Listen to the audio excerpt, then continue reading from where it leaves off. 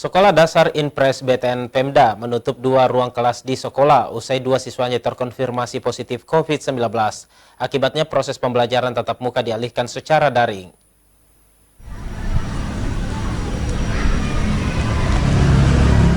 Adanya 2 siswa terkonfirmasi positif COVID-19 di Sekolah Dasar Inpres UPT SPF unggulan BTN Pemda membuat 2 kelas ditutup.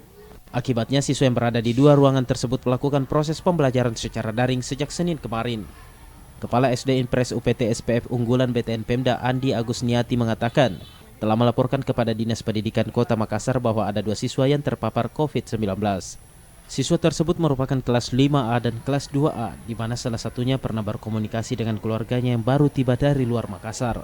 Andi Agusniati menambahkan, siswa yang tidak terpapar COVID-19 tetap melaksanakan proses pembelajaran tatap muka 100%.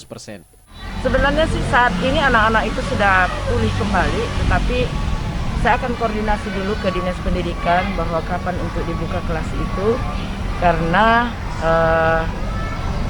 Dinas Pendidikan harus tahu dulu perkembangan ini, dan di sekolah kami ini semua di seluruh Kota Makassar ini sekolah melaporkan kesehatan siswa setiap harinya lewat aplikasi yang dibuat Dinas Kota bekerjasama dengan Dinas Pendidikan. Pihak sekolah sendiri telah melakukan langkah antisipasi dengan penyemprotan desinfektan terhadap 2 kelas yang siswanya terpapar COVID-19.